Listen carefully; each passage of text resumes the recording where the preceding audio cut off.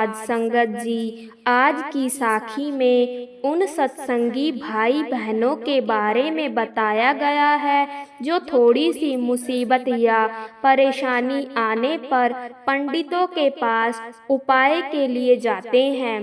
कृपया ध्यान से और साखी को पूरी सुनिए। साध संगत जी, यह घटना पंजाब के लुधियाना शहर के एक सत्संगी परिवार की है जिन्हें सतगुरु से नाम की बख्शिश हो चुकी है और उस सत्संगी परिवार ने कभी भी सेवा का मौका अपने हाथ से नहीं जाने दिया। वह गुरु घर की सेवा के लिए तत्पर रहते हैं, हमेशा तैयार रहते हैं। साध संगत जी, उनकी सेवा इतनी है कि गुरु घर में संगत को उनके परिवार की मिसाल दी जाती है ताकि और संगत भी उनसे सीख सके, उनसे प्रेरणा ले सके, क्योंकि जब भी कोई सेवा आती है तो गुरु घर की तरफ से पहले उन्हें सूचना दी जाती है, क्योंकि वह सेवा का कोई भी मौका अपने हाथ से नहीं जाने देते, फिर चाहे वह तन की सेवा हो या फिर धन की सेवा हो। साध संगत जी, उनके पड़ोस में एक हिंदू परिवार रहता है और उस परिवार की महिला इस सत्संगी परिवार की बीवी की सहेली होती है। जब उनके पड़ोस में उस हिंदू परिवार की महिला का बेटा विदेश चला जाता है तो यह देखकर इनके मन में भी यह बात चलने लगती है कि क्यों ना हम भी अपने बेटे को विदेश में भेज दें। वह अपने बेटे को विदेश भेजने के लिए तैयारी कर लेते हैं, लेकिन ऐसा नहीं हो पाता। जब वह अपने बेटे को विदेश भेजने के लिए उसका वीज़ा अप्लाई करते हैं तो उसका वीज़ा नहीं लगता और रद्द हो जाता है। जब वह दूसरी बार वीज़ा अप्लाई करते हैं तो दूसरी बार भी उन्हें MBS की तरफ से जवाब मिल जाता है। उसके बाद वह फिर एक बार और प्रयास करते हैं, लेकिन फिर उन्हें वही जवाब मिलता है। इस चक्कर में उनके बहुत पैसे खराब हो जाते हैं। जब यह बात उस हिंदू परिवार की महिला को पता चलती है कि वह अपने बेटे को विदेश भेजना चाहते हैं, लेकिन उनका काम नहीं बन रहा और उनके बहुत पैसे खराब हो गए हैं, तो वह उनके घर जाती है और अपनी सहेली को बताती है कि मैंने सुना है कि आप भी अपने बेटे का विदेश का काम बना रही हैं, लेकिन उसका काम नहीं बन रहा, वीज़ा बार बार रद्द हो रहा है और तुम्हारे बहुत पैसे भी खराब हो चुके हैं। तुम मेरी सलाह मानो। जहाँ से मैंने अपने बेटे का काम करवाया था वहाँ से एक बार अपने बेटे का काम करवा कर देख लो। तो वह भी अपनी सहेली की बात मान लेती है और जहाँ से उसके बेटे ने अप्लाई करवाया होता है वहाँ से एक बार वीज़ा अप्लाई करती है, लेकिन इस बार भी उन्हें वही जवाब मिल जाता है। इस बात को लेकर वह सत्संगी बीवी भी बहुत परेशान हो जाती है कि अब तो बहुत पैसे खर्च हो गए, लेकिन फिर भी मेरे बेटे का विदेश का काम नहीं बन रहा। मैं हर पल सतगुरु के आगे अरदास करती हूँ कि इसका बाहर का काम बन जाए, लेकिन अभी तक सतगुरु ने मेरी फरियाद नहीं सुनी। वह बहुत ही निराश हो जाती है कि पता नहीं मेरे बेटे के साथ ही ऐसा क्यों हो रहा है, जबकि सब लोगों के बच्चे विदेश जा रहे हैं और मेरे ही बेटे का विदेश का काम नहीं बन रहा। ऐसी बातें उसके मन में चलने लगती है तो हिंदू परिवार की महिला उसे सलाह देती है कि तुम हमारे पंडित जी के पास चलो और अपने बेटे का टेवा भी अपने साथ लेकर चलो।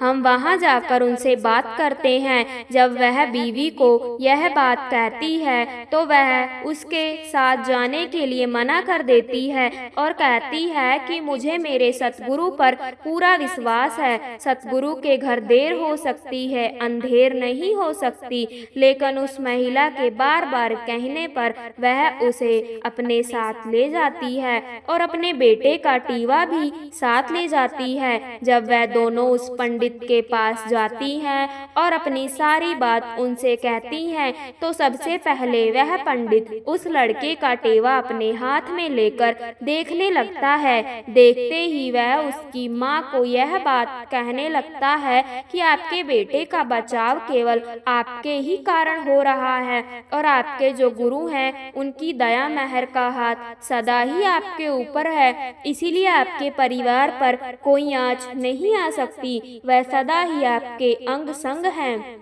उनकी अपार कृपा आप पर बरस रही है। इस छवि के अनुसार ज्यादा से ज्यादा यही संभावना बन रही है कि आपका बेटा गलत रास्ते पर चलने लगेगा, नशा करने लगेगा और यह केवल ग्रहों की चाल की वजह से हो रहा है। लेकिन जल्द ही आपके बेटे के ऊपर से यह सब प्रभाव खत्म हो जाएंगे। सास संगत जी, जब यह बात वह बीवी को पता चली तो वह वहीं पर बैठी बैठी ही रोने लग जाती है, क्योंकि उसे इस बात की समझ आ चुकी थी। उसे यह पता चल जाता है कि मेरे बेटे का विदेश का काम क्यों नहीं बन रहा।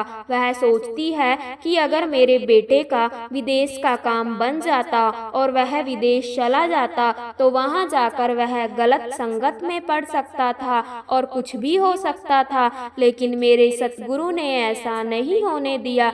जब तक यहाँ पर इनका हिसाब किताब पूरा नहीं हो जाता तब तक मेरे गुरु ने इसको यहीं पर रोक रखा था, ताकि इसे किसी तरह का नुकसान ना हो और इसे अपने साथ जोड़े रखा था, अपनी संगत के साथ जोड़ रखा था, ताकि यह गलत संगत में ना जाए और संगत की सेवा में लगा रहे। क्योंकि अगर यह विदेश चला जाता है तो पता नहीं इसे वहाँ पर कैसा माहौल मिलना था, कैसे लोग मिलने थे। शायद वहाँ जाकर नशे करने लग जाता, तो अगर ऐसा हो जाता तो मेरी क्या हालत होनी थी। इसीलिए मेरे सतगुरु ने यह काम रोक रखा था। लेकिन हमें इस बात की खबर नहीं होती कि हमारा काम क्यों नहीं बन रहा है, क्योंकि उसके ना बनने के पीछे भी कोई ना कोई राज जरूर होता है। सतगुरु की कोई दया मेहर उसके पीछे छुपी होती है जो हमें नजर नहीं आती,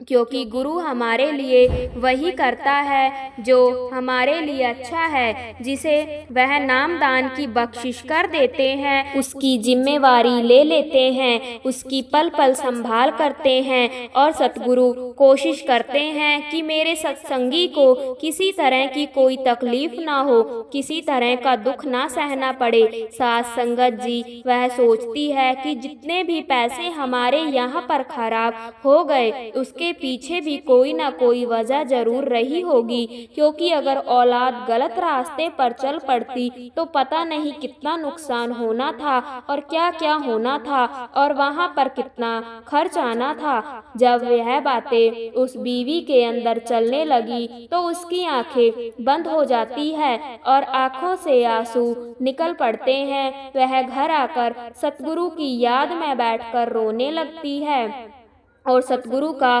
धन्यवाद करती है। साध संगत जी, इस साखी से हमें भी यही प्रेरणा मिलती है कि जब हमें नाम की बख्शिश हो जाती है और उसके बाद हमारे जीवन में जितनी भी तकलीफें आती हैं, जितने भी दुख आते हैं या फिर हमारा कोई भी काम नहीं बन रहा हो, तो हमें चिंता करने की जरूरत नहीं है, क्योंकि इसके पीछे भी सतगुरु की कोई ना कोई रजा जरूर छुपी होती है, कोई ना कोई राज जरूर छुपा होता है जो उस समय हमें समझ नहीं आता। लेकिन सतगुरु भली भांति उसे जानते हैं और सतगुरु वही करते हैं जो हमारे लिए अच्छा होता है, क्योंकि मालिक के घर देर हो सकती है, अंधेर नहीं हो सकती। यह बात अक्सर सत्संग में भी फरमाई जाती है।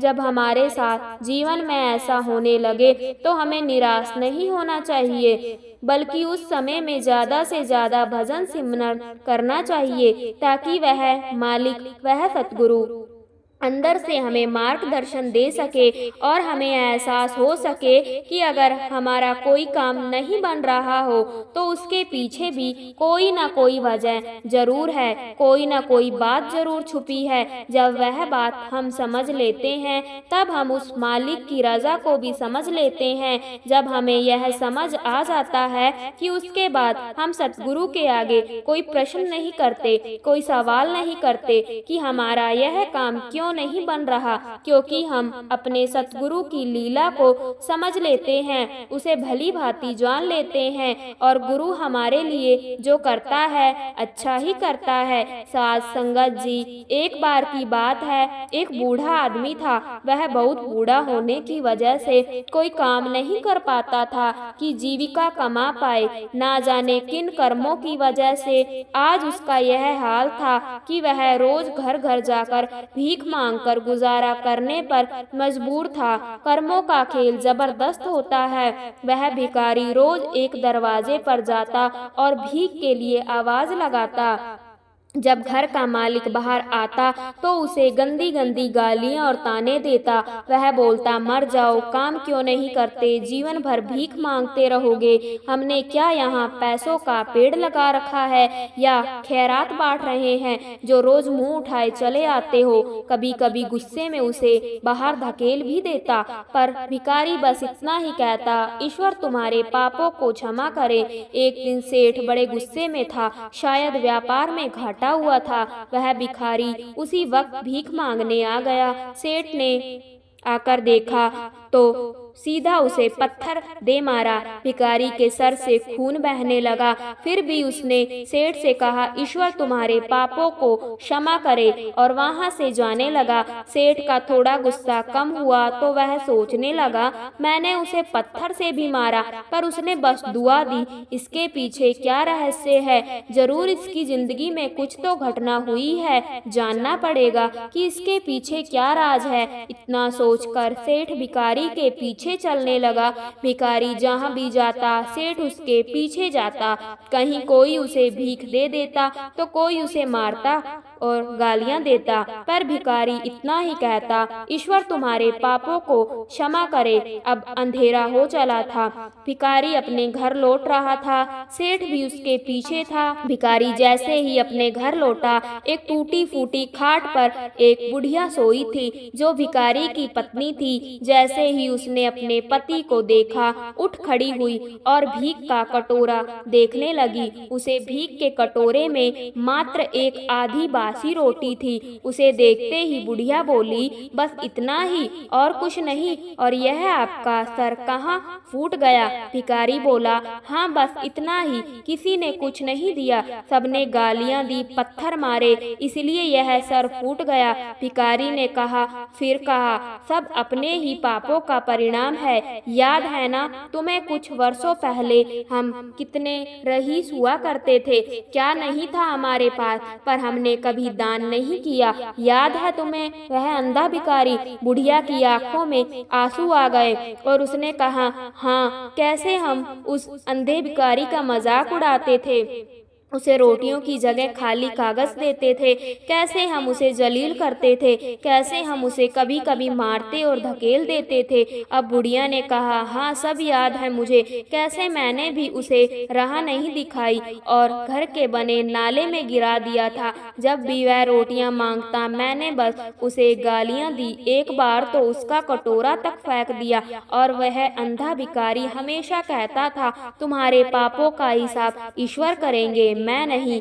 आज उस भिखारी की बद्दुआ और हाय हमें ले डूबी। फिर भिखारी ने कहा, पर मैं किसी को बद्दुआ नहीं देता, चाहे मेरे साथ कितनी भी ज्यादा क्यों ना हो जाए, मेरे लब पर हमेशा दुआ रहती है। मैं अब नहीं चाहता कि कोई और इतने बुरे दिन देखे। मेरे साथ अन्याय करने वालों को भी मैं दुआ देता हूँ, क्योंकि उनको मालूम ही नहीं वह क्या पाप कर रहे हैं, जो सीधा ईश्वर देख रहा है। जैसी हमने भुगती है कोई और ना भुगते, इसलिए मेरे दिल से बस अपना हाथ देख दुआ ही निकलती है। सेठ चुपके चुपके सब सुन रहा था। उसे अब सारी बात समझ आ गई थी।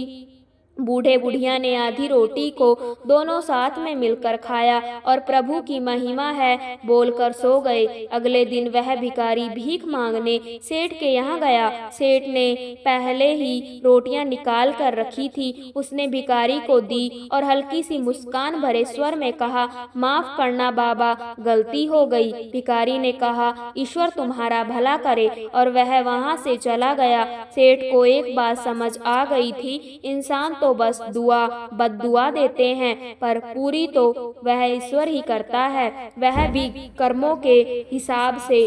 तो दोस्तों, देखा आपने कि कैसे हमारे कर्म हमें किस तरह की जिंदगी जीने पर मजबूर कर देते हैं। इसीलिए जीवन में हमेशा अच्छे कर्म करो, कभी किसी का बुरा मत करो। ईश्वर आपकी खुशियों को बनाए रखेगा।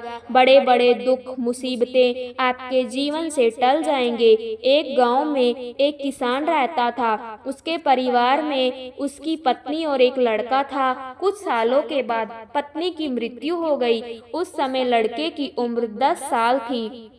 किसान ने दूसरी शादी कर ली। उस दूसरी पत्नी से भी किसान को एक पुत्र प्राप्त हुआ। किसान की दूसरी पत्नी की भी कुछ समय बाद मृत्यु हो गई। किसान का बड़ा बेटा जो पहली पत्नी से प्राप्त हुआ था, जब शादी के योग्य हुआ तब किसान ने बड़े बेटे की शादी कर दी। फिर किसान की भी कुछ समय बाद मृत्यु हो गई। किसान का छोटा बेटा जो दूसरी पत्नी से प्राप्त हुआ था और पहली पत्नी से प्राप्त बड़ा बेटा, दोनों साथ साथ रहते थे। कुछ समय बाद किसान के छोटे लड़के की तबीयत खराब रहने लगी। बड़े भाई ने कुछ आसपास के वैद्य से इलाज करवाया, पर कोई राहत ना मिली। छोटे भाई की दिन ब दिन तबीयत बिगड़ती जा रही थी और बहुत खर्चा भी हो रहा था। एक दिन बड़े भाई ने अपनी पत्नी से सलाह की, यदि यह छोटा भाई मर जाए तो हमें इसके इलाज के लिए पैसा ना खर्च करना पड़ेगा और जायदाद में आधा हिस्सा भी नहीं देना पड़ेगा। तब उसकी पत्नी ने कहा, क्यों न किसी वैद्य से बात करके इसे जहर दे दिया जाए, किसी को पता भी ना चलेगा, किसी रिश्तेदारी में भी कोई शक नहीं करेगा कि बीमारी से मृत्यु हो गई। बड़े भाई ने ऐसा ही किया। एक वैद्य से बात की, आप अपनी फीस बताओ, ऐसा करना, मेरे छोटे बीमार भाई को दवा के बहाने से जहर देना है। वैद्य ने बात मान ली और लड़के को जहर दे दिया और लड़के की मृत्यु हो गई। उसके भाई भाभी ने खुशी मनाई कि रास्ते का कांटा निकल गया, अब सारी संपत्ति अपनी हो गई। उसका अंतिम संस्कार कर दिया गया। कुछ महीनों पश्चात उस किसान के बड़े लड़के की पत्नी को लड़का हुआ। उन पति पत्नी ने खूब खुशी मनाई, बड़े ही लाड़ प्यार से लड़के की परवरिश की। कुछ ही वर्षों में लड़का जवान हो गया। उन्होंने अपने लड़के की भी शादी कर दी। शादी के कुछ समय बाद अचानक लड़का बीमार रहने लगा। माँ बाप ने उसके इलाज के लिए बहुत वैद्य से इलाज करवाया। जिसने जितना पैसा मांगा दिया, सब कुछ दिया ताकि लड़का ठीक हो जाए। अपने लड़के के इलाज में अपनी आधी संपत्ति तक बेच दी, पर लड़का बीमारी के कारण मरने की कगार पर आ गया।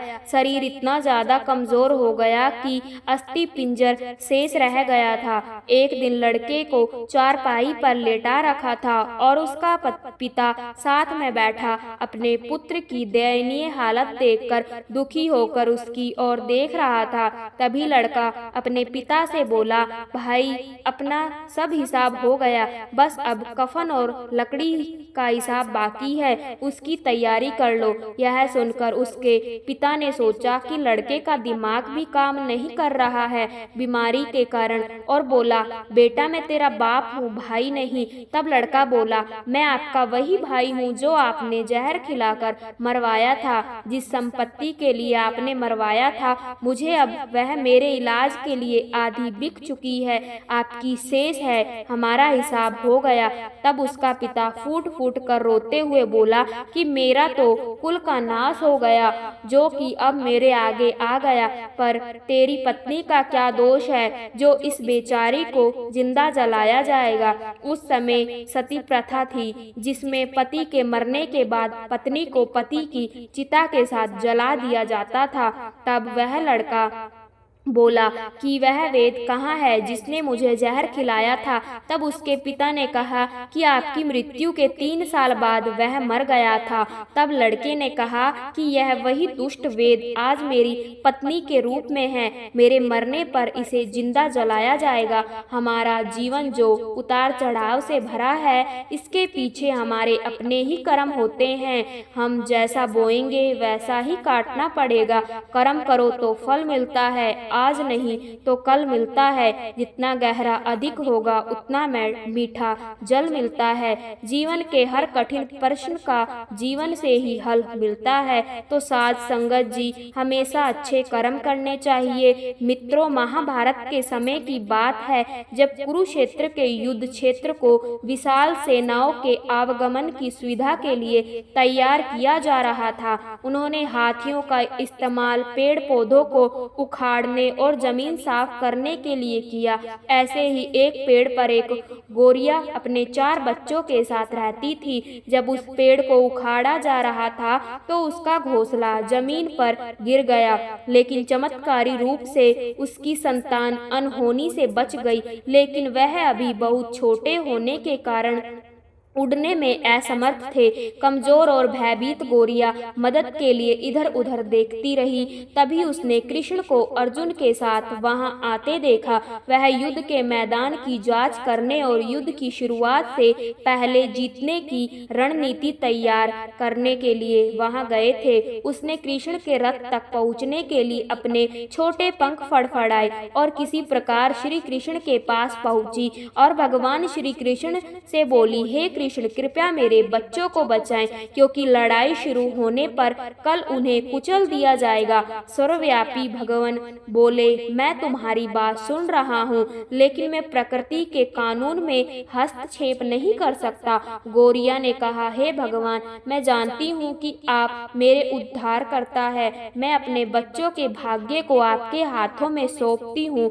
अब यह आपके ऊपर है कि आप उन्हें मारते हैं या उन्हें बचाते हैं। काल चक्र पर किसी का बस नहीं है। श्री कृष्ण ने एक साधारण व्यक्ति की तरह उससे बात की, जिसका आशय था कि वहाँ ऐसा कुछ भी नहीं था जिसके बारे में वह कुछ भी कर सकते थे। गोरिया ने विश्वास और श्रद्धा के साथ कहा, प्रभु, आप कैसे और क्या करते हैं वह मैं नहीं जान सकती। आप स्वयं काल के नियंता हैं, यह मुझे पता है। मैं सारी स्थिति, एक परिस्थिति एवं स्वयं को परिवार सहित आपको समर्पण करती हूँ।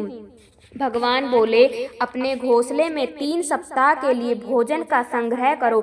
गोरिया और श्री कृष्ण के संवाद से कि वह ही सबसे अच्छा धनुर्धर है। मुझे आज्ञा दे भगवान। अर्जुन ने दृढ़ विश्वास के साथ कहा, मेरे तीरों के लिए कुछ भी अभिदीप हंसी नहीं रोक पाए कि कृष्ण एक आसान सा निशाना चूक गए। क्या मैं प्रयास करूं? उसने स्वयं को प्रस्तुत किया। उसकी प्रतिक्रिया को नजरअंदाज करते हुए कृष्ण ने उन्हें धनुष वापस दिया और कहा कि कोई और कार्यवाही आवश्यक नहीं है। लेकिन केशव, आपने हाथी को क्यों तीर मारा?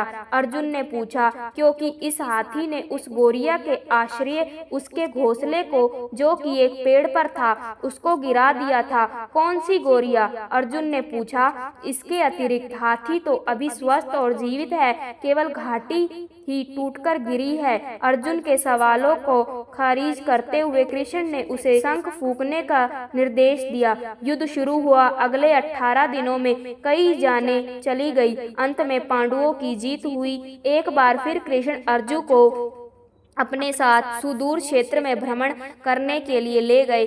कई शव अभी भी वहां हैं जो उनके अंतिम संस्कार का इंतजार कर रहे हैं। जंग का मैदान गंभीर अंगों और सर बेजान और हथियारों से अटा पड़ा था। कृष्ण एक निश्चित स्थान पर रुके और एक घंटी, जो कि हाथी पर बांधी जाती थी, उसे देखकर विचार करने लगे। अर्जुन, उन्होंने कहा, क्या आप मेरे लिए यह घंटी उठाएंगे और इसे एक तरफ रख देंगे। निर्देश बिल्कुल सरल था, परंतु अर्जुन के समझ में नहीं आया। आखिरकार विशाल मैदान में जहाँ बहुत सी अन्य चीजों को साफ करने की जरूरत थी, कृष्ण उसे धातु के एक टुकड़े को रास्ते से हटाने के लिए क्यों कहेंगे? उसने प्रश्नवाचक दृष्टि से उनकी ओर देखा। हाँ, यह घंटी, कृष्ण ने दोहराया है, यह वही घंटी है जो हाथी की गर्दन पर पड़ी थी, जिस पर मैंने तीर मारा था। अर्जुन बिना किसी और सवाल के भारी घंटी उठाने के लिए नीचे झुका। जैसे ही उन्होंने इसे उठाया, उसकी हमेशा के लिए जैसे दुनिया बदल गई। 1 2 3 4 और 5 4 युवा पक्षियों और उसके बाद एक गोरिया उसकी घंटी के नीचे से निकले। बाहर निकलकर माँ और छोटे पक्षी कृष्ण के इर्द गिर्द मंडराने लगे एवं बड़े आनंद से उनकी परिक्रमा करने लगे। 18 दिन पहले काटी गई एक घंटी ने पूरे परिवार की रक्षा की थी। मुझे क्षमा करें हे कृष्ण, अर्जुन ने कहा। आपको मानव शरीर में देखकर और सामान्य मनुष्यों की तरह व्यवहार करते हुए मैं भूल गया था कि आप वास्तव में कौन हैं। आइए हम भी तब तक इस घंटी के नीचे विश्राम करें जब तक यह हमारे लिए उठाई ना जाए। तो मित्रों, जिस प्रकार भगवान ने उसे चिड़िया की रक्षा की, इस प्रकार वह हम सब की भी रक्षा करते हैं। आप बस भगवान पर भरोसा रखिए, भगवान आपकी मदद करने के लिए अवश्य आएंगे। मित्रों, एक बार की बात है, एक राधे श्याम नामक युवक था। स्वभाव का बड़ा ही शांत एवं सुविचार वाला व्यक्ति था। उसका छोटा सा परिवार था, जिसमें उसके माता पिता, पत्नी एवं 2 बच्चे थे। सभी से वह बेहद प्यार करता था। इसके अलावा वह कृष्ण भक्त था और सभी पर दया भाव रखता था। जरूरतमंद की सेवा करता था, किसी को दुख नहीं देता था। उसके इन्हीं गुणों के कारण श्री कृष्ण उससे बहुत प्रसन्न थे और सदैव उसके साथ रहते थे। और राधे श्याम अपने कृष्ण को देख भी सकता था और बातें भी करता था। इसके बावजूद उसने कभी ईश्वर से कुछ नहीं मांगा। वह बहुत खुश रहता था क्योंकि ईश्वर हमेशा उसके साथ रहते थे, उसे मार्गदर्शन देते थे। राधे श्याम भी कृष्ण को अपने मित्र की तरह ही पुकारता था और उनसे अपने विचारों को बांटता था। एक दिन राधे श्याम के पिता की तबीयत अचानक खराब हो गई। उन्हें अस्पताल में भर्ती किया गया। उसने सभी डॉक्टर्स के हाथ जोड़े, अपने पिता को बचाने की मिन्नतें की, लेकिन सभी ने उससे कहा कि वह ज्यादा उम्मीद नहीं दे सकते और सभी ने उसे भगवान पर भरोसा रखने को कहा। तभी राधे श्याम को कृष्ण का ख्याल आया और उसने अपने कृष्ण को पुकारा। कृष्ण चले आए। राधे श्याम ने कहा, मित्र, तुम तो भगवान हो, मेरे पिता को बचा लो। कृष्ण ने कहा, मित्र, यह मेरे हाथों में नहीं है। अगर मृत्यु का समय होगा तो होना तय है। इस पर राधे श्याम नाराज हो गया और कृष्ण से लड़ने लगा। गुस्से में उन्हें कोसने लगा। भगवान ने भी उसे बहुत समझाया पर उसने एक ना सुनी। तब भगवान कृष्ण ने उससे कहा, मित्र, मैं तुम्हारी मदद कर सकता हूँ, लेकिन इसके लिए तुम्हें एक कार्य करना होगा। राधे श्याम ने तुरंत पूछा, कैसा कार्य? कृष्ण ने कहा, तुम्हें किसी एक घर से मुट्ठी भर जवार लानी होगी और ध्यान रखना होगा कि उस परिवार में कभी किसी की मृत्यु ना हुई हो। राधे श्याम झट से हाँ बोलकर तलाश में निकल गया। उसने कई दरवाजे खटखटाए। हर घर में जवार तो होती, लेकिन ऐसा कोई नहीं होता जिनके परिवार में किसी की मृत्यु ना हुई हो। किसी का पिता, किसी का दादा, किसी का भाई, माँ, काकी या बहन। 2 दिन तक भटकने के बाद भी राधे श्याम को ऐसा एक भी घर नहीं मिला। तब उसे इस बात का एहसास हुआ कि मृत्यु एक अटल सत्य है। इसका सामना सभी को करना होता है, इससे कोई नहीं भाग सकता। और वह अपने व्यवहार के लिए कृष्ण से क्षमा मांगता है और निर्णय लेता है जब तक उसके पिता जीवित हैं उनकी सेवा करेगा। थोड़े दिनों बाद राधे श्याम के पिता स्वर्ग सिधार जाते हैं। उसे दुख तो होता है, लेकिन ईश्वर की दी उस सीख के कारण उसका मन शांत रहता है। दोस्तों, इसी प्रकार हम सभी को इस सच को स्वीकार करना चाहिए कि मृत्यु एक अटल सत्य है। उसे नकारना मूर्खता है। दुख होता है, लेकिन उसमें फंस जाना गलत है। केवल आप ही उस दुख से पीड़ित नहीं हैं, अपितु संपूर्ण मानव जाति उस दुख से सामना करती ही है। ऐसे सच को स्वीकार कर आगे बढ़ना ही जीवन है। कई बार हम अपने किसी खास के चले जाने से इतने बेहद बेबस हो जाते हैं कि सामने खड़े जीवन से जुड़े लोग हमें दिखाई ही नहीं पड़ते। ऐसे अंधकार से निकलना मुश्किल हो जाता है। जो मनुष्य मृत्यु के सत्य को स्वीकार कर लेता है, उसका जीवन भार विहीन हो जाता है और उसे कभी कोई कष्ट तोड़ नहीं सकता। वह जीवन के हर क्षेत्र में आगे बढ़ता जाता है। मित्रों, एक बार की बात है, एक राजा था। एक दिन उस राजा ने अपने 3 मंत्रियों को दरबार में बुलाया और तीनों को आज्ञा दी कि एक एक थैला लेकर बगीचे में जा आए और वहां से अच्छे अच्छे फल जमा करें। पहले मंत्री ने प्रयास किया कि राजा के लिए उसकी पसंद के अच्छे अच्छे तथा स्वादिष्ट फल जमा किए जाएं। उसने काफी मेहनत के बाद बढ़िया और ताजा फलों से थैला भर लिया। दूसरे मंत्री ने सोचा, राजा हर फल का परीक्षण तो करेगा नहीं, इसलिए उसने जल्दी जल्दी थैला भरने में ताजा कच्चे गले सड़े फल भी थैले में भर लिए। तीसरे मंत्री ने सोचा, राजा को तो सिर्फ थैले से ही मतलब होगा, वह खोलकर देखेगा भी नहीं कि इसमें क्या है। उसने समय बचाने के लिए जल्दी जल्दी उसमें घास फूस भर दिया और अपना समय बचाया। दूसरे दिन राजा ने तीनों मंत्रियों को उनके थैलों के साथ दरबार में बुलाया और उनके थैले खोलकर भी नहीं देखे और आज्ञा दी कि तीनों को उनके थैले समेत दूर स्थान की एक जेल में 15 दिन के लिए कैद कर दिया जाए। अब जेल में उनके पास खाने पीने को कुछ भी नहीं था सिवाय उन फलों से भरे थैले के। तो जिस मंत्री ने अच्छे अच्छे फल जमा किए, वह तो आनंद से खाता रहा और 15 दिन व्यतीत हो गए। फिर दूसरा मंत्री, जिसने ताजा कच्चे गले सड़े फल जमा किए थे, वह कुछ दिन तो ताजा फल खाता रहा, फिर उसे सड़े फल खाने पड़े, जिससे वह बीमार हो गया और बहुत कष्ट उठाने पड़े। और तीसरा मंत्री, जिसने थैले में सिर्फ घास और पत्ते जमा किए थे, वो कुछ ही दिनों में भूख से मर गया। अब आप अपने आप से पूछिए कि आप क्या जमा कर रहे हो। आप इस समय जीवन के बाग में हैं, जहाँ चाहे तो अच्छे कर्म जमा करें, चाहे तो बुरे कर्म, मगर याद रहे, जो आप जमा करेंगे वही आपको जन्मों जन्मों तक काम आएगा। इंसान चाहे कलयुग से हो चाहे सतयुग से, उसे अपने कर्मों का हिसाब किताब तो देना ही पड़ता है। जिसने जैसे कर्म संसार में किए हैं, उन्हीं के अनुसार उसे अपने कर्मों का फल भोगना भी पड़ेगा। यही संसार का नियम है। इसलिए अच्छे कर्म करने तथा बुरे कर्म करने से बचने की सलाह दी जाती है। इस बात को आप एक छोटी सी कहानी से समझ सकते हैं कि कर्मों का फल कैसे मिलता है। भगवान के घर में देर है पर अंधेर नहीं, यह कहावत हम बचपन से सुनते आ रहे हैं, क्योंकि हमारे बड़ों ने हमें जो बताया हमने मान लिया। लेकिन क्या है इसका सही अर्थ, यह आपने अपने जीवन के अनुभवों से सीखा होगा। क्या होता है जब भगवान किसी व्यक्ति के कर्मों के साथ हिसाब किताब कराते हैं। समझिए, एक छोटी सी कहानी से।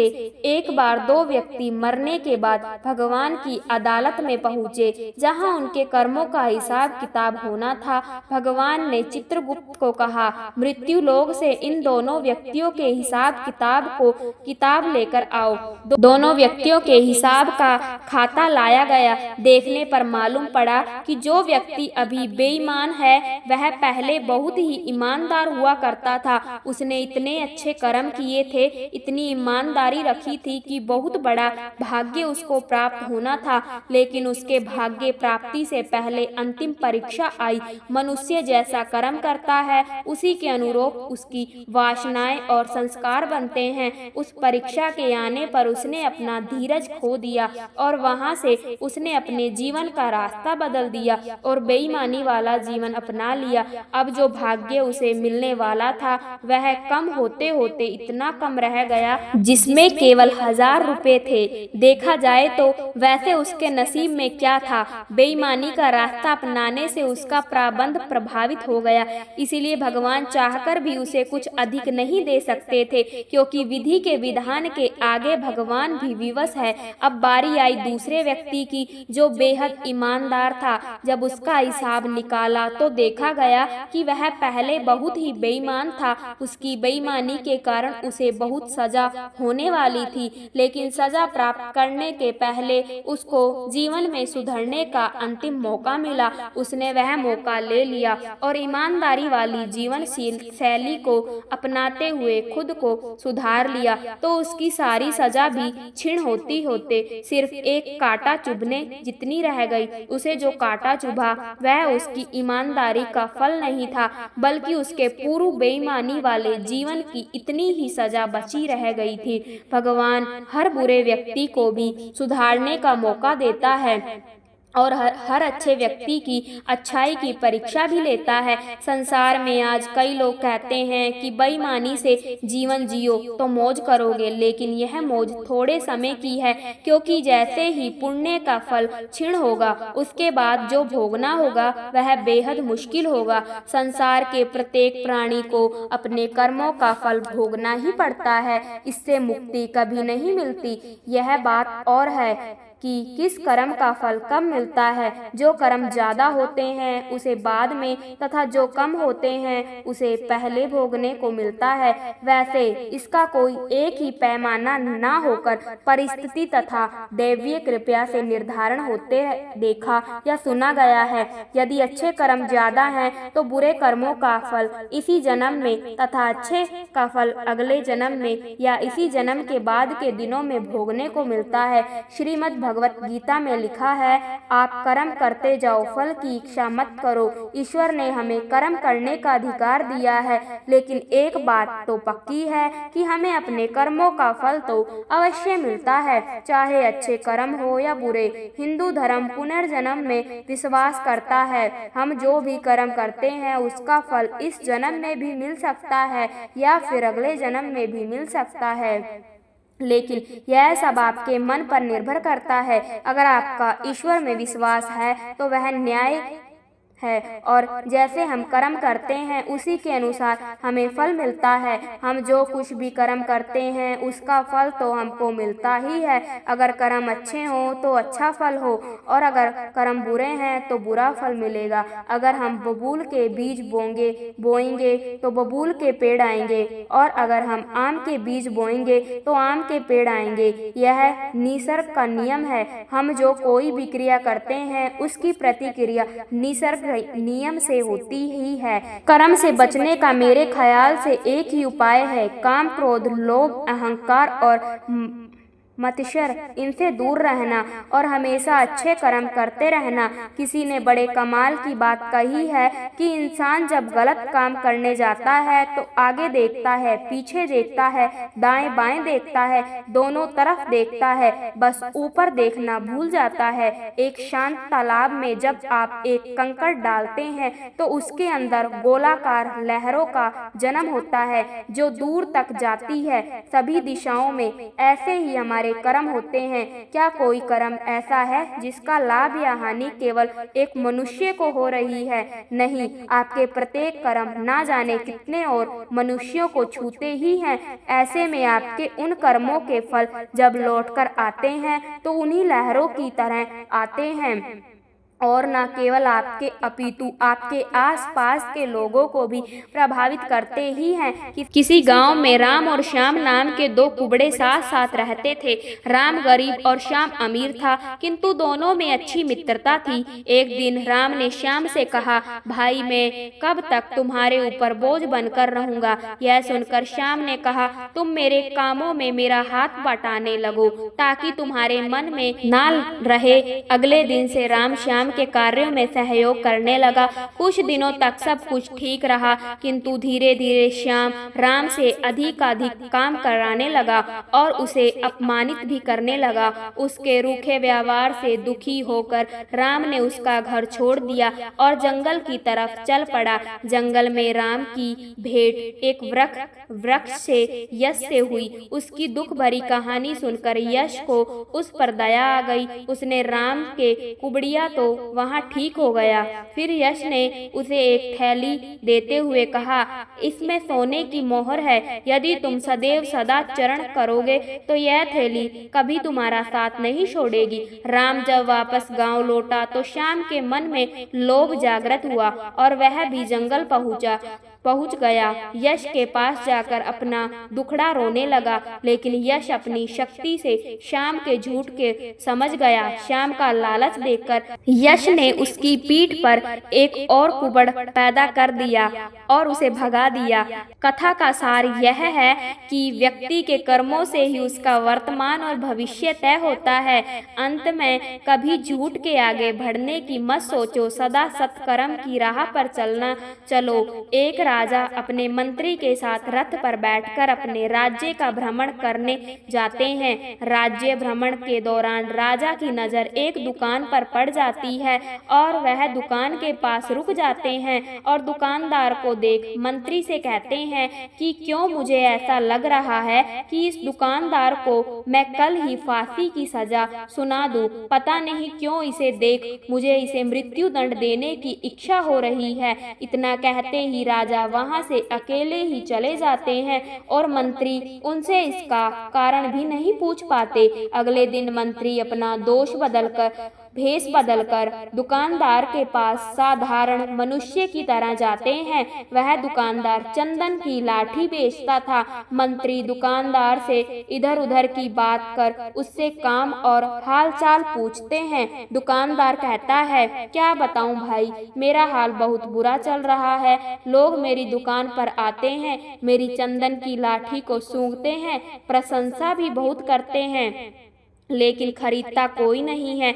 मैं बस इसी इंतजार में हूँ कि कब हमारे राजा की मृत्यु हो जाए और उनके अंतिम संस्कार के लिए मेरी दुकान से खूब सारी चंदन की लाठियाँ बिक जाए। दुकानदार से इतना सुनते ही मंत्री को सारी बातें समझ में आने लगी। वह समझ गए कि आखिर क्यों राजा के मन में इस दुकानदार के प्रति नकारात्मक विचार थे। मंत्री ने दुकानदार की बात सुनकर उससे कुछ चंदन की लाठियाँ खरीद ली। लाठियों की बिक्री से दुकानदार भी खुश हो गया और मंत्री को लाठियां दे दी। राजा के पास पहुंचकर मंत्री ने उनसे कहा कि आप जिस दुकानदार को मृत्यु दंड देने की सोच रहे थे, उसने आपके लिए भेंट स्वरूप चंदन की लाठियां भेजी है। यह सुनते ही राजा खुश हो गए और सोचने लगे कि बेवजह मैं उस बेचारे दुकानदार के बारे में बुरा सोच रहा था। राजा ने मंत्री से चंदन की लाठियां लेकर सूंघी, जिससे बहुत ही अच्छी सुगंध आ रही थी। राजा दुकानदार की लाठियों से खुश होकर उसके लिए कुछ सोने के सिक्के भिजवा देता है। अगले दिन मंत्री दुकानदार के पास जाकर कहते हैं कि यह सिक्के तुम्हें राजा ने भेंट स्वरूप दिए हैं। दुकानदार सोने के सिक्के पाकर खुश हो जाता है और मन में सोचता है कि मैं कितना गलत था जो राजा की मृत्यु के बारे में सोचता था। वह तो कितने दयालु हैं। हमारे काम, भावनाएं और विचार की हमारे कर्म हैं। हम अगर किसी के बारे में बुरा सोचते हैं तो हमारा भी बुरा ही होता है। हमारे शब्द ही हमारे कर्म हैं। हम जो काम कर रहे हैं वही हमारे कर्म हैं। जो हमारी भावनाएं हैं वही हमारे कर्म है। अगर हमने अपने विचारों पर नियंत्रण करना सीख लिया तो आप महान बन जाते हैं। जब आप अच्छा सोचते हैं तब आपके साथ अच्छा होता भी है। मुझे पूरा विश्वास है कि इस वीडियो को पूरा अंत तक देखने और शांत मन से इसकी बातों को सुनने और समझने के बाद आपके विचारों और जीवन में बहुत ही सकारात्मक बदलाव आने वाले हैं। साथियों, मेरा खुद का अनुभव कहता है कि अगर आप आप इस बहुमूल्य ज्ञान का लाभ अधिक से अधिक लेना चाहते हैं तो इस गीता सार को पूरा अंत तक सुने। हर रोज सुबह और रात को सोने से पहले जरूर सुने और दूसरों को भी सुनाएं, क्योंकि जिस तरह खुशियां बांटने से मिलती है उसी प्रकार इस ज्ञान को आप जितना ज्यादा लोगों के साथ शेयर करेंगे उतना ही भगवान श्री कृष्ण की कृपा और इस गीता ज्ञान की ज्योति आपके जीवन में भी प्रकाश फैलाएगी।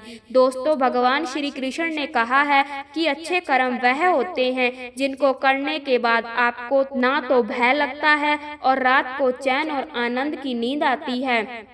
बुरे और अच्छे कर्मों का फैसला दो प्रकार से होता है, एक तो सरकार और समाज फैसला करता है और दूसरा भगवान फैसला करता है। जो फैसला समाज और सरकार करती है वह तो गलत भी हो सकता है, पर जो फैसला भगवान करता है वह कभी गलत नहीं होता है।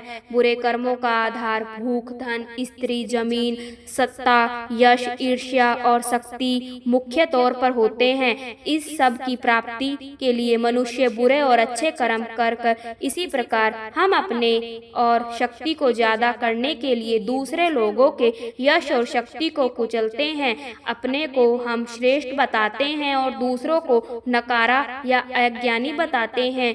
एक दूसरे के ज्ञान पर ईर्ष्या से अंधे होकर कटाक्ष करते हैं। यह सभी घोर और जघन्य बुरे कर्मों की श्रेणी में आते हैं। बुरे और अच्छे कर्म का निर्धारण करने के लिए आप महीने में सिर्फ एक बार ध्यान में, योग में, साधना में करने की कल्पना करो कि मैं मर रहा हूँ। जब आपको लगेगा कि मैं मर रहा हूँ और मेरे प्राण निकलने वाले हैं तो उस समय आपके एक महीने के सभी बुरे कर्म और अच्छे कर्म आपके पास आ जाएंगे और आपकी चारपाई के चारों तरफ घेरा बना लेंगे। आपको चिल्ला चिल्ला कर बताएंगे कि क्या क्या बुरा कर्म किया है आपने इस महीने में, और मौत के वक्त आप बुरी तरह से उन बुरे और जघन्य कर्मों के डर से भयभीत हो जाएंगे। आपको मरने से डर लगेगा।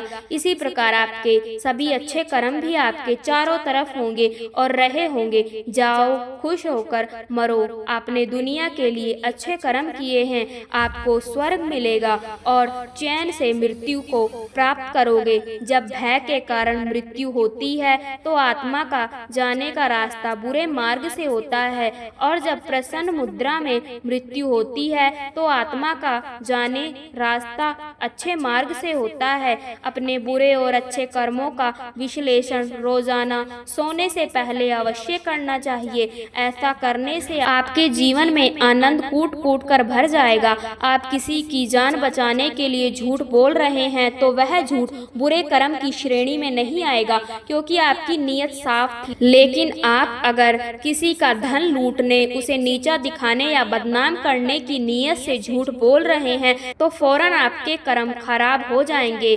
कर्म को बेहतर बनाने का एक और तरीका है ध्यान का अभ्यास करना। ध्यान से हम अपने मन को शांत करते हैं और यह शांत मन हमें अच्छे निर्णय लेने में मदद करता है। यह हमें अपने कार्यों को सही तरीके के लिए प्रतिबंध करता है। मेडिटेशन करने वाले लोगों को अपने कार्यों को सही तरीके के लिए प्रतिबंध करता है। मेडिटेशन करने वाले लोगों को अपने कार्यों में अक्सर सफलता मिलती है, क्योंकि वह एकाग्र मन से अपने काम करते हैं। ऐसे लोगों को छल कपट करने की जरूरत नहीं होती। यह लोग अपनी मेहनत और लगन से आगे जाते हैं। कई बार हम कुछ ऐसे कार्य करते हैं जो हम करना नहीं चाहते, पर वह पूर्व जन्म के कर्म के आधार पर निश्चित होते हैं, जिस कारणवश वह कार्य किसी न किसी माध्यम से पूर्ण हो ही जाता है। जैसे ही पूर्व जन्म का हमारा चक्र समाप्त हो जाता है, व्यक्ति को उसी समय मोक्ष की प्राप्ति हो जाती है। हमारे शास्त्रों में इस बात का उल्लेख मिलता है कि 84 लाख योनियों के बाद मनुष्यों का जन्म प्राप्त होता है।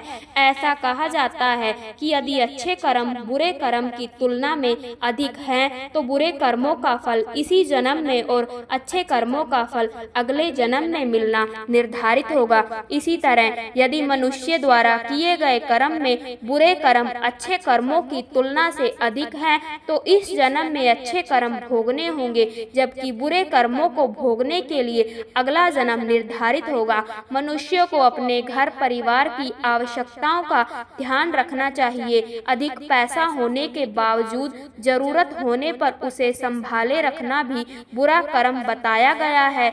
उसे धन का इस्तेमाल मुसीबत के समय अवश्य करे। धन बचाने का लालच ना करे, अपनी आय से अधिक खर्च ना करे और अपने सामर्थ्य के अनुसार ही दान पुण्य करे। अपनी क्षमता से अधिक दान पुण्य और खर्च आपको पाप का भागी बना सकता है। हमेशा अच्छे लोगों की संगत में रहे और दुष्ट छल कपटी की संगति से खुद को बचाकर रखे। बुरी संगति हमें अक्सर बुरे परिणाम ही देती है। कभी भी खुद के स्वार्थ के लिए दूसरों का अहित करने का ना सोचे। शास्त्रों में इस बात का उल्लेख किया गया है कि जो जैसा बोता है उसे वैसा ही आगे चलकर काटना भी होता है। कभी किसी व्यक्ति से कुछ छल से छीनने का प्रयास ना करें, इससे किए गए सभी पुण्य नष्ट हो जाते हैं और आप पाप के भागीदार बन जाते हैं। पुराणों में इस बात का उल्लेख मिलता है कि किसी भी मनुष्य द्वारा किए गए बुरे कर्मों का परिणाम उसके जन्म से लेकर मृत्यु और उसके बाद तक दुखों का कारण बनता है। वह आप अपनी हर अवस्था में दुख भोगता है। पाप का फल किए गए कर्म पर निर्भर करता है। यदि आपके द्वारा किए गए कार्य बुरे हैं और वह अच्छे कर्मों की तुलना में अधिक हैं, तो इसका फल आपको अगले जन्म में भोगना होगा। यदि बुरे कर्म कम हैं, तो इसका भुगतान आपको इसी जन्म में करना होगा। इस प्रकार यह चक्र चलता रहता है। संसार में सबसे बड़ा पाप स्त्री का अपमान करना बताया गया है। स्त्री को सृजनकर्ता का दर्जा दिया गया है और यदि स्त्री का अपमान किया जाएगा तो वह व्यक्ति सबसे बड़े पाप का भागीदारी माना जाता है। श्रीमद् भगवत गीता में द्रौपदी का अपमान ही महाभारत जैसे युद्ध का कारण बना था। अगर भरी सभा में द्रौपदी का अपमान नहीं होता तो क्यों होता इतना भारी युद्ध। पुण्य किसी के द्वारा निस्वार्थ भाव से की गई सहायता, सकारात्मक विचार, द्वेष भावना, लोभ लाभ बाद के दिनों में भोगने को मिलते हैं। गीता के अनुसार जो कर्म निष्काम भाव से ईश्वर के लिए किए जाते हैं वह बंधन नहीं उत्पन्न करते, वह मोक्ष रूप परम पद की प्राप्ति में सहायक होते हैं। इस प्रकार कर्म फल तथा आसक्ति से रहित होकर ईश्वर के लिए कर्म करना वास्तव रूप से कर्म योग है और इसका अनुसरण करने से मनुष्य को अभ्युदय तथा खुशी की प्राप्ति होती है। एक व्यक्ति दूसरे को मूर्ख या बेवकूफ कह देता है तो बहस हो जाती है, परंतु एक पिता अपने पुत्र को मूर्ख या बेवकूफ कहता है तो कुछ नहीं होता, कोई बुरा नहीं मानता। इसलिए कहा गया है कि मन ही प्रधान है। यदि तुम बुरे मन से बोलते हो या कुछ करते हो तो दुख वैसे ही पीछे चलता है जैसे बैल के पीछे वाहन का चक्का, और यदि निर्मल मन से बोलते या करते हो तो शांति वैसे ही पीछे चलेगी जैसे व्यक्ति के पीछे छाया। हर एक इंसान का कर्म ही उसके सुख और दुख का भागी होता है। सही कर्म उसके सुख का भागी होता है और गलत कर्म उसके दुख का भागी होता है। एक बार की बात है, एक गांव में संत महाराज का प्रवचन चल रहा था। उसी समय प्रवचन देते समय सभा के एक कोने से आवाज आई। एक विधवा ब्राह्मणी अपने गोद में एक बच्चे को उठाए आई। संत महाराज के चरणों में बालक को रखकर बोली, महात्मा जी, मौत का दुख क्या होता है यह मुझसे पूछो। मेरा एकमात्र लाल मुझसे दूर चला गया। उस मृत बालक को गोद में लेकर संत महाराज बोले, बालक बहुत सुंदर है और उससे भी सुंदर उसकी माँ है। यदि मैं तुम्हारे बालक को जीवित कर दूं तो विधवा ब्राह्मणी बोली, महाराज, मेरा बेटा मुझे वापस मिल जाए तो मैं अपना सर्वस्व न्योछावर कर सकती हूँ। संत महाराज ने उत्तर दिया, ठीक है, तुम मुट्ठी भर पीली सरसों के दाने लाकर दो। वह विधवा दाने लेने के लिए तेजी से जाने लगी तो संत महाराज बोले, माँ, यह पीली सरसों के दाने ऐसे घर से लाना जहाँ कभी कोई मृत्यु ना हुई हो। महात्मा की बात सुनकर विधवा तेजी से गई, एक दरवाजे पर गई और भीख के लिए पुकार लगाई। गृहपतिस के दाने गृह सरसों के दाने लेने के लिए घर में घुसने लगी तो उन्हें रोककर विधवा बोली, श्रीमान, दाने लाने से पहले यह